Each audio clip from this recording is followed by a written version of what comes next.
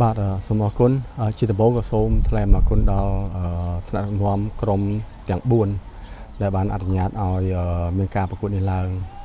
ទាំងថ្នាក់ដឹកនាំក្លឹបបាល់ទាត់វិសាខាទាំងថ្នាក់ដឹកនាំក្លឹបបាល់ទាត់សុខប្រខណ្ឌរាជស្វាយរៀងទាំងថ្នាក់ដឹកនាំក្រុម ISI នគរសង្ជ័យទាំងថ្នាក់ដឹកនាំក្រុមបឹងកេតយើងពិតជាមានការសប្បាយចិត្តមែនទែនដោយការប្រកួតរបស់យើងការរៀបចំរបស់យើងទៅដល់រលូនតាំងពីថ្ងៃចាប់ផ្ដើមរហូតដល់ថ្ងៃចុងបញ្ចប់ដោយពុំមានបាតុភិបណាមួយដែលរអួលទេហើយយើងសប្បាយចិត្តនៅឃើញការលេងរបស់កីឡាករដែលបង្ហាញនៅទម្រង់លេងល្អ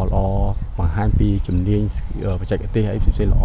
បាទហើយជាពិសេសនេះគឺការប្រកួតថ្ងៃចុងក្រោយតែម្ដងមិនថាអាយស្អាជាមួយបឹងកេតតែមើលទៅក៏ជក់ចិត្តត្រឡប់មកប្រខណ្ឌរាជស្វាយរៀងជាមួយវិសាខានេះក៏ជក់ចិត្តដូចគ្នា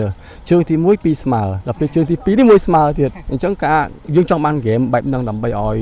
ការប្រកួតយើងវាកាន់តែរំភើបអ្វីខ្ញុំចាប់អារម្មណ៍ឃើញបងខាងអាណាព្យាបាលទាំងសងខាងទាំងអស់គឺមកទស្សនាឲ្យគាត់សប្បាយចិត្តឲ្យគាត់រំភើបនឹងការប្រកួតនឹងបានជក់ចិត្តមានទាំងពីកតាត់ចូលក្រុមហួរមកក្រុម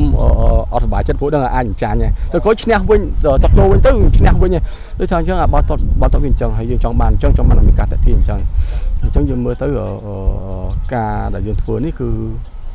យើងបានជោគជ័យខ្លាំងមែនទែនសម្រាប់ការរៀបចំនេះដោយក្នុងនាមខ្ញុំជាអ្នកគណៈកម្មការរៀបចំការប្រកួតខ្ញុំសប្បាយចិត្តមែនទែនហើយក៏អរគុណដល់អ្នកចូលរួមទាំងអស់គ្នាទាំងថ្នាក់ដឹកនាំរបស់ជាពិសេសថ្នាក់ដឹកនាំវិសាខាដែលជួយរៀបចំឲ្យការប្រកួតនេះមានឡើងដើម្បីឲ្យយើងបន្តទៅមុខទៀតហើយយើងសង្ឃឹមថាយើងនឹងធ្វើកាន់តែល្អទៅពីមួយរដូវកាលបាទតាមច្បាប់របស់យើងដែលរៀបចំគឺយើងឲ្យចុះឈ្មោះបានកីឡាករ35នាក់ហើយកីឡាករ35នាក់ហ្នឹងបានន័យថាយើងលេខ11អញ្ចឹងយើងដូរដោយសេរីតែដូរចេញហើយអត់ចូលវិញបានទេដូរបាន3ដងបាទបាន3ដងហើយចុងចន្លោះតង់យើងអត់រាប់ទេអញ្ចឹងគាត់នៅសល់រៀលស្រាវ20នាក់ឬក៏24នាក់គឺគាត់អាចដោះដូរបានដូរម្ដង10ក៏បានម្ដង5ក៏បានតែយើងមានកំណត់ចំនួនដូរតែប៉ុណ្្នឹងហើយបាទព្រោះមូលហេតុយើងចង់ឲ្យកីឡាករហ្នឹងមានឱកាសបានលេងបានស្គាល់គ្នាបានរាប់អានគ្នាបានជជែកគ្នាជាពិសេសគឺការប្រកួតប្រជែងដោយបានលើកឡើងមកគឺគាត់គាត់វឹកហាត់តែគាត់មានការប្រកួតប្រជែងខ្លាំងហើយដល់ពេលគាត់មកគាត់អាចប្រកួតប្រជែងជាមួយគេគាត់អាចវាស់សមត្ថភាពគាត់ទៅជាមួយគេនៅកម្រិតណាដើម្បីគាត់អាចត្រៀមវឹកហាត់បន្តទៀតនៅសម្រាប់នៅទល់មុនក្រោយទៀតបាទអ្វីដែលខ្ញុំគ្រោងគឺយើងត្រៀមរដូវកាលទី2ហើយយើងមាន8ក្រុមយើងត្រៀម8ក្រុមគាត់ថាយើងចាំមើលយើងគៀកចិត្តរូបរាងហើយតែយើងកំពុងតែរងចាំដំណើរការទីសិនបាទហើយយើងអ្វីខ្ញុំគ្រោងគឺខ្ញុំគ្រោង8ក្រុមដែលចូលរួមធម្មតានិយាយស្មោះត្រង់គឺ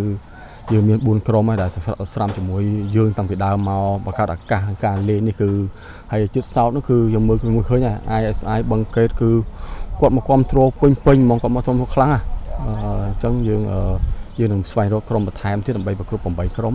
នៅក្នុងការយើងទៅធានបែងការរបស់យើងបាទ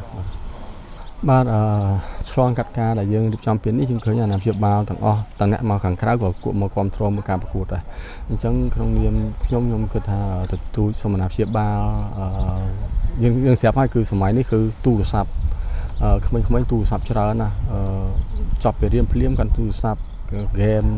អីផ្សេងច្រើនអញ្ចឹងបើងាកគាត់ឲ្យមកលេងកីឡាបាល់ទាត់